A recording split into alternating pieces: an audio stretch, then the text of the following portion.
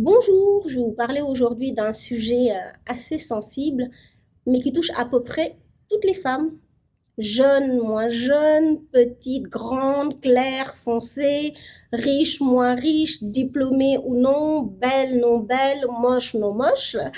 Mais dans tous les cas, si vous avez étudié, vous avez certainement donné à un moment donné de votre cursus fait l'objet de propositions tendant à vous offrir des notes sexuellement transmissibles. Plus tard, que ce soit en tant que salarié, indépendant ou que sais-je, les propositions canapé s'en suivront certainement.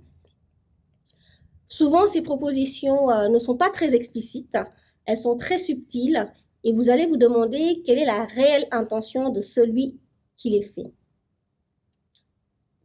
Dans un premier temps, vous pourrez vous sentir assez flatté, mais à un moment donné, il peut arriver que vous vous sentez gêné, intimidé, traqué, menacé. Certaines d'entre vous sont assez créatives et vont alors se réfugier derrière le rempart d'une djellaba et d'un voile. Parfois, ça peut marcher et faire cesser ces agissements et parfois pas. Et vous allez vous demander quelle issue vous sauvera. Alors, il faut savoir que le code pénal punit le harcèlement sexuel. Alors, comment il le définit en fait? Il s'agit du fait d'harceler autrui par des ordres, des paroles, des menaces, des faits, quels que soient ces faits, en vue d'obtenir des faveurs de nature sexuelle en abusant de l'autorité que lui confèrent ses fonctions. Alors, il y a 4 éléments à retenir dans cette définition. Le premier élément, il s'agit en fait du harcèlement. Harceler, de quoi s'agit-il? Alors, à partir de combien de fois on peut parler de harcèlement? Alors, c'est assez difficile à dire en l'absence de décision qui se prononce sur ce point. Si la première fois, on peut se dire peut-être qu'il y a un malentendu, à un moment donné, lorsqu'on commence à se sentir intimidé, gêné, menacé, traqué, ce n'est pas normal. L'autre élément, il s'agit donc des agissements, des faits, donc des ordres, des menaces, des paroles, des contraintes que la personne effectue à votre rencontre. De quoi s'agit-il exactement? Il peut s'agir de regards très appuyés très souvent sur vous, sur des parties de votre corps. Il peut s'agir du fait de vous exposer à des images indécentes. Il peut s'agir du fait de vous inviter à des réunions et fermer la porte à clé derrière soi. Il peut s'agir du fait de se frotter contre vous, de faire des remarques sur votre corps, sur votre habillement. Il peut s'agir aussi de vous proposer des cadeaux, des bonnes notes, des voyages, une promotion. Tout ceci, en fait, en vue d'obtenir des faveurs de nature sexuelle, quels qu'ils soient. Alors, quelle est la personne? La loi parle, en fait, d'une personne qui abuse de l'autorité que lui confèrent ses fonctions. Mais en fait, il peut s'agir à peu près de n'importe qui. Il peut s'agir de l'employeur, il peut s'agir du sering, il peut s'agir d'un membre de la famille, il peut s'agir d'un professeur, il peut s'agir d'un ami de la famille, il peut s'agir d'un inconnu, d'une personne influente, peu importe. Dans tous les cas, quand vous vous reconnaissez dans ces agissements, que faut-il faire? Eh bien, c'est quand même difficile d'agir dans un pays où le sous-toureux est quand même assez important, où on peut avoir très souvent peur de perdre son emploi, de ne pas avoir son diplôme, peur de perdre des avantages, quels qu'ils soient.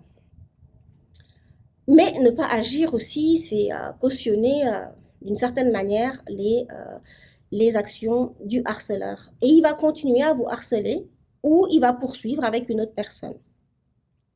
Alors, dans un premier temps, que faut-il faire? Eh bien, il faut lui parler, lui dire ouvertement qu'on est mal à l'aise et qu'il faut cesser ses agissements sous peine de le dénoncer. En milieu scolaire, si la personne ne cesse pas les agissements, en milieu scolaire, il est recommandé d'aller s'adresser à une personne de confiance. Cette personne de confiance, ça peut être un parent, un professeur, l'infirmier de l'école, ça peut aussi être un membre de la direction. Si les agissements ne cessent pas, on peut toujours porter plainte auprès du commissariat de police ou de la gendarmerie. Au milieu professionnel, que peut-on faire? On peut également s'adresser à une personne de confiance. Celle-ci peut être le délégué syndical s'il y en a un. Ça peut être également un supérieur hiérarchique ou une personne des ressources humaines ou la direction. Dans certaines entreprises, il y a parfois tout un tas de processus, de procédures pour un petit peu encadrer la manière d'agir dans ce type de situation. Eh bien, dans ce cas, il faudra en prendre connaissance et suivre la procédure indiquée.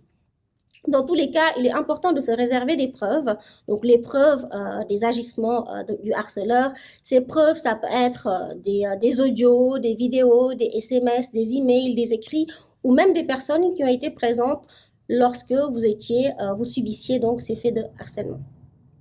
Il est aussi important en milieu professionnel de se réserver des preuves aussi du fait qu'on a pris toutes les mesures pour en parler à sa direction.